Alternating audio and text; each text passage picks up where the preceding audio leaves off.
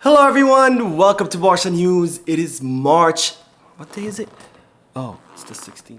Hello everyone, welcome to Barca News. It is March 16th, 2024, and today we're going to discuss the Champions League lowdown as Barcelona have drew PSG in the quarterfinals. Also, Manchester United inquired about several Barcelona players when they met with Deco. And finally, Lamine Yamal is set for a first team promotion. I'm going to tell you what number jersey the club are thinking of giving him. We have a lot to discuss, so let's begin.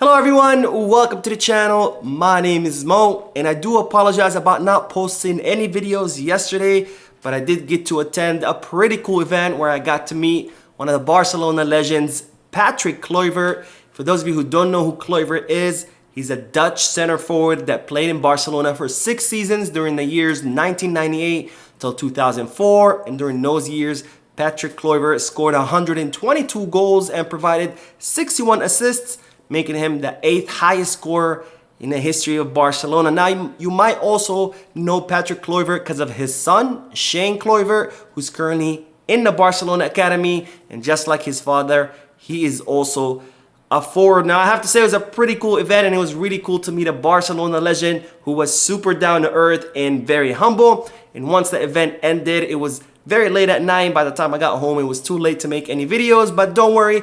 I will give you all the news from yesterday and today, but of course, as always, before getting into the news, don't forget to hit that like button, subscribe to the channel, and drop a comment.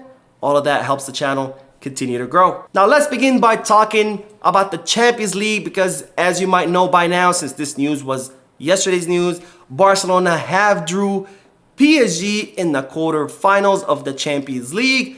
And I have to say, it's not necessarily the easiest of opponents, where I was praying that maybe we could get Dortmund, but it's definitely not one of the most difficult of opponents. You know, we could have drawn Manchester City, maybe even Bayern. So right in the middle opponent, but nonetheless, it's still going to be a difficult one because, of course, this is the quarterfinals of the Champions League. These are the top 8 teams in Europe, the best 8 teams in Europe. So any match will be a difficult one.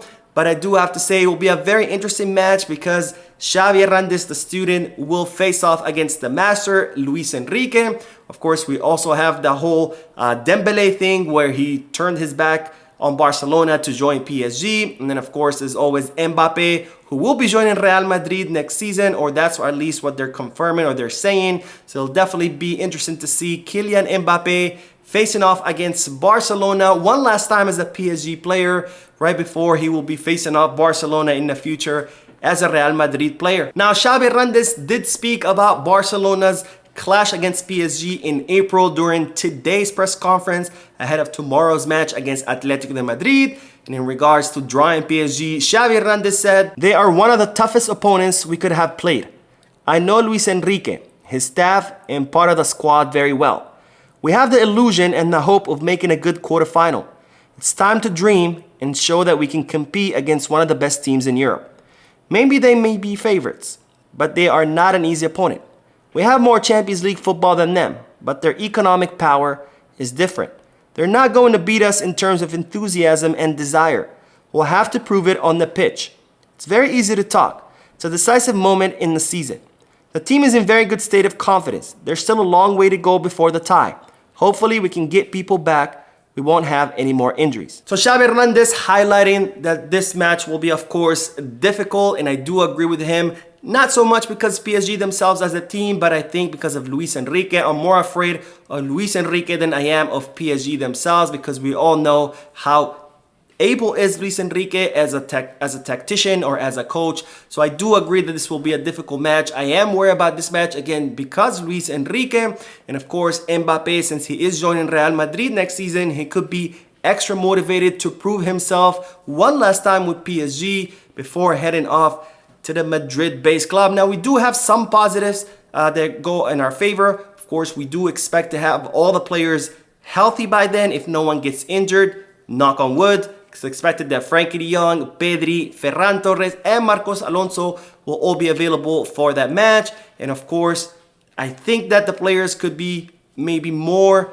free to play better because the pressure is off of them.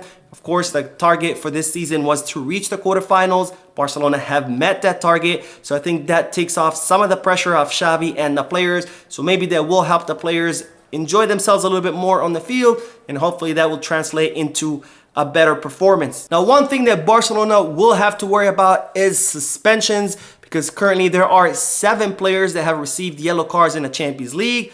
Those players are Lamine Yamal, Frankie de Jong, Ronald Araujo, Andreas Christensen, Joao Felix, Ferran Torres, and Sergi Roberto. And if any of these players receive a yellow card during the first leg against PSG, they will miss the second leg against PSG. So this will definitely be very important, something that Barcelona need to watch out for, because especially since Araujo, Frankie, and Lamine Yamal get suspended, that will be a huge blow for Barcelona, given how important they are for the squad. Now, as soon as it was announced that Barcelona had drew PSG in the quarterfinals, the French League, the Ligue 1's Twitter account posted a tweet making fun of Gerard Piqué or Barcelona, where they showed a picture of Gerard Piqué grabbing onto Kylian Mbappe's jersey and saying, "This is how the Kings League started." Of course, they are referring to the last time Barcelona faced off against PSG, which was in the season 2020-2021, where PSG defeated Barcelona in the round of 16, 1-4 at home. And of course, this is not factually accurate. This is not why Gerard Piqué ended up retiring and starting the Kings League. That actually happened 2 seasons later, which was last season, 2022-2023. But of course, it is a joke, so I don't expect them to be factually accurate. And of course, Gerard Piqué clapped back by tweeting that his picture next to 4 Champions League trophies and the Ligue 1 logo next to the 1 Champions League trophy, which of course saying, you know, that Gerard Piqué has more Champions League trophies than the entire French league.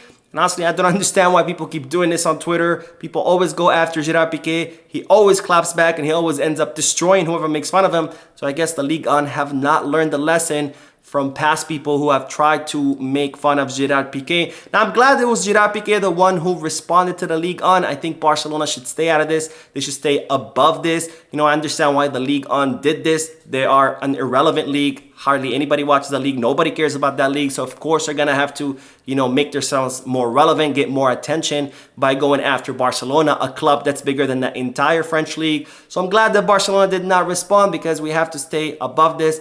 After all, wolves do not concern themselves with the opinions of sheep. Now, I do have to say that even though PSG might not be the easiest of opponents, I think we did get it lucky once again when it came to the Champions League draw. Of course, we first got lucky with a group. I think we got a relatively easy group with Royal Antwerp, with Shakhtar Donetsk and Porto. We also got a little bit lucky in the round of 16 draw, where we drew Napoli, who were going through a lot of turmoil. And now, again, PSG might not be the easiest of opponent, but when I say we did get a little bit lucky as far as the draw, is because when you look at the current Champions League bracket, on what side we fell on, where if we do defeat PSG, we would face the winner of Atletico Madrid versus Dortmund, which again, 2 teams that Barcelona should be capable of defeating, or at least we would have a good chance of defeating, which makes the road to the final a bit more easier, rather than if we had landed on the other side of the bracket and we would have had to face the likes of Manchester City, Bayern Munich, or even Real Madrid and Arsenal, which I do believe are all more strong than PSG. But nonetheless, I do think, again, it's still going to be a difficult match. I think we shouldn't get ahead of ourselves. I see a lot of people talking about making it to the final. This is not going to be an easy match. PSG are playing better against under Luis Enrique. So by no means that this is going to be an easy one, but hopefully we can make it further. Now on to the news that Manchester United reportedly inquired about several Barcelona players in that meeting that they had with Deco. Now, as I reported in previous videos, the Barcelona sporting director Deco met with several representatives from Manchester United in order to discuss the market, players, etc. And that's where I told you that during that meeting, the name Mason Greenwood came up, where Deco inquired about him, and Manchester United said they're looking to make around 40 million euros. Of course, ruling this operation out for Barcelona, because Barcelona are not looking to spend that much money on Greenwood. But Deco was not the only one inquiring about the other side's players. Manchester United also inquired about Barcelona players, and it seemed that they asked Deco about 3 players, which are, of course, Frankie de Jong, Alejandro Valde, and Ansu Fati. Now, in the case of Frankie de Jong and Alejandro Valde, Barcelona are not interested in offloading these two players, and Deco made that clear to Manchester United. But of course, in the case of Ansu Fati, that's a different story because, as I've said many times before, Barcelona will need to offload players, given that Ansu Fati has yet to fully recover his form since his injuries. Then Barcelona could be inclined to offload him, especially since he's an academy player that did not cost Barcelona any money when it comes to transfer. So whatever money Barcelona get for Ansu Fati, it will be pure profit. And it's reported that Barcelona could get from Ansu Fati around 25 to 30 million euros, which again would go a long way in helping Barcelona achieve the 1-to-1 rule under the financial fair play rules. And speaking of academy players, it's reported that Barcelona are set to promote Lamine Yamal to the first team next season. And with this promotion could come a big number, which is the number 10 jersey. Now you might think, what do you mean promoting Lamine Yamal? He's already playing all his matches with the first team. Well, actually, Lamine Yamal is not a first team player. He's a juvenil player, despite him playing with the first team. And of course, he has become a fixture of the first team. So it's expected that Barcelona will officially make him a first team player for the next season.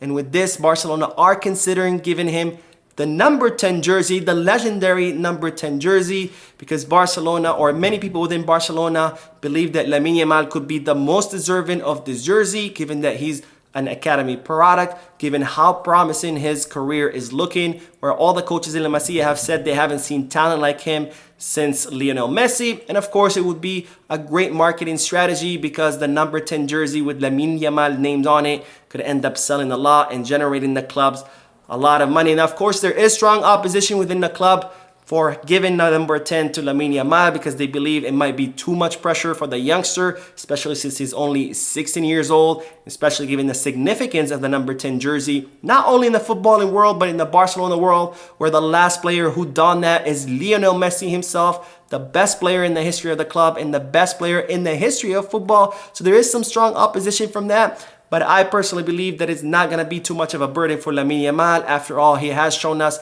how mature he is. He has shown us that he does not crumble under pressure. I mean, he has been starting matches for Barcelona in the Champions League and in La Liga without any trouble. So I don't think it's going to affect him. But again, I do love to hear from you guys. Would you guys like to see Lamine Yamal wear the number 10 jersey? Do you think it's too early? Should we give it to him later?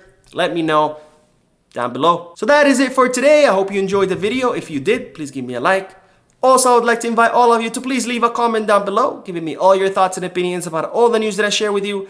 And finally, I would like to invite all of you to please subscribe to the channel so you stay current on all the latest news in regards to our beloved club, FC Barcelona. Thank you for watching. I will see you in the next video. And as always, be Scars.